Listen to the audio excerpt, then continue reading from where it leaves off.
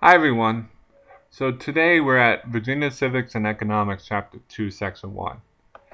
And if you have this book, you're welcome to follow along with us. So the SOL standards met in this section are create and explain maps, diagrams, tables, charts, and graphs, and to practice responsibility, accountability, and self-reliance. And then in this section, we're particularly focused on the second SOL standard. So the vocabulary in this chapter is socialization, social institutions, rules, and groups. So in this case, the definition for groups is groups involve more than one person interacting with each other on a regular basis. And in groups, people form groups to satisfy many of their basic needs. People form groups with individuals like themselves. So for example, if the only thing you had in common with one of your friends is that you liked Xbox, you might associate or hang out with them around the Xbox. But are you likely to hang out with them if they love, haircuts and you don't? Are you likely to hang out with them if they love computer games if you don't? Probably not. So you have to have some similarity with the people in your group in order to spend time with them, in order to be in a group with them. So if you both like Xbox, you hang out with each other over Xbox. Also, you form groups with your friends to satisfy your needs. So, for example, oftentimes people walk home with each other because walking in groups is safer than walking alone. Your need for security is met by walking with your friends. Also, people have a need to feel important and to feel respected and to feel like someone cares about you. Having friends meets that need. So now we're at socialization, and socialization is the process of learning how to participate in a group.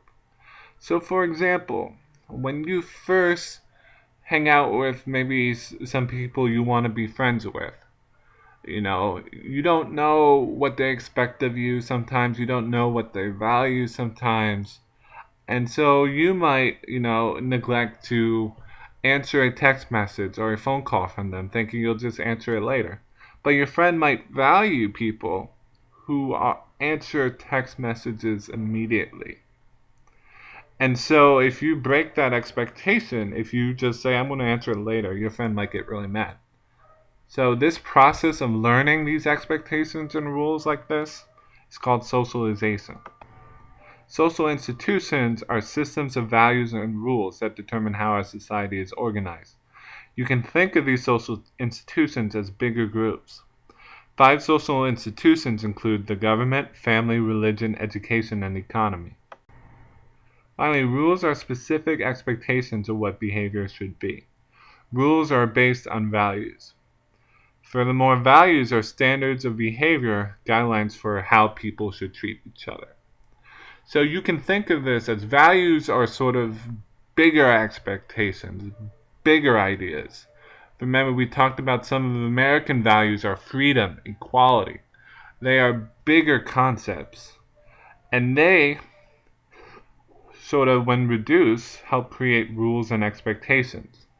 So if we have the expectation of equality, then a rule might be that everybody is allowed to vote.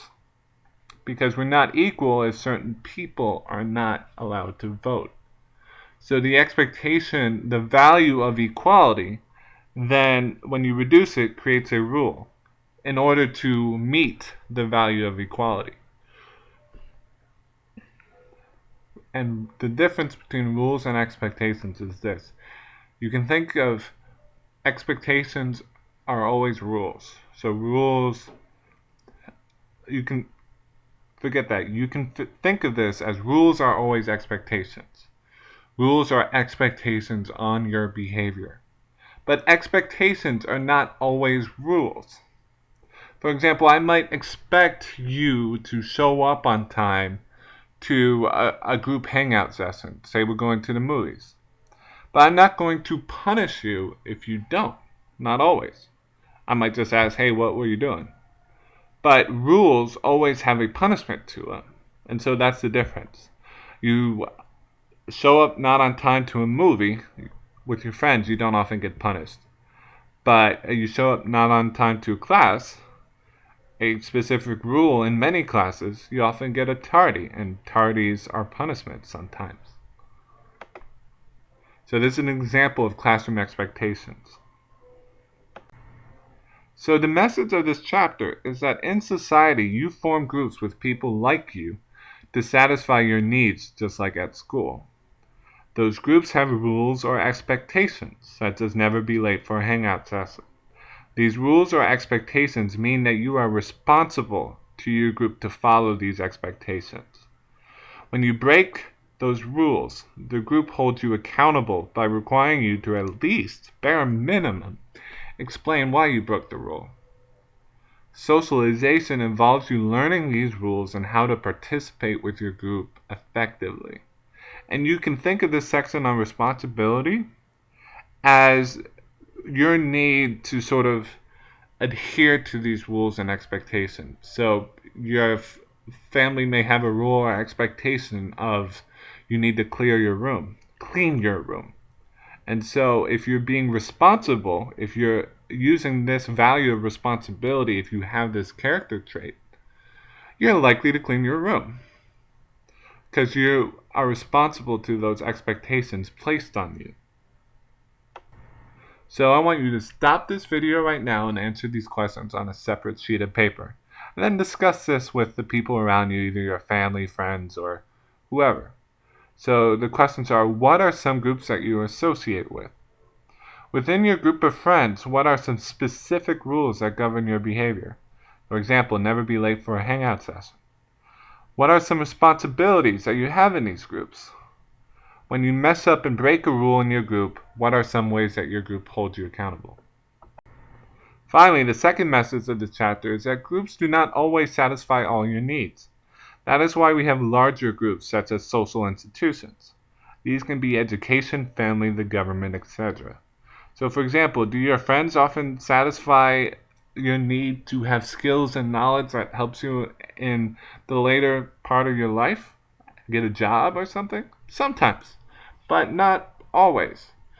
For example, you might hang out with a group of friends and nobody knows how to program a computer, yet you want that job in the later part of your life. So the friend group is inadequate to meet that need. So just like groups, these also have rules and expectations. As a result, you have a set of responsibilities to fulfill when you're part of these groups. When you fail at fulfilling these responsibilities, you are often held accountable. So for example, for school meets the need of knowledge and skills. You need certain knowledge and skills so that you can get a job in the future, so that you can succeed in the future, participate with society and government, vote, etc. School provides you with this knowledge. Think about it this way. You don't think necessarily, do you, that you can actually live on your own right now, where you are, as a junior high school student? I doubt it. You don't have the knowledge and skills yet that you need. The rule of the school, one of them, is you are expected to go to school every day. So this group has a rule. Often when you do not, you get an unexcused absence. When you violate this rule, you get punished with an unexcused absence. Often this affects your grades adversely, poorly, badly. Furthermore, your parents are often notified of this unexcused absence and they might punish you. Too many of these can lead to the school to discipline you further with suspensions and things on your record. Example of government as a social institution. It meets your need for law and order, security, and public services in society. If we didn't have cops, if we didn't have a law or a judicial system or judges, there might be a lot more people just stealing whatever they want or speeding whenever they want, etc. So as rules, the rule of government sometimes, obviously you're not allowed to steal a car. So if you get caught, you can get sent to jail. Picture of our capital.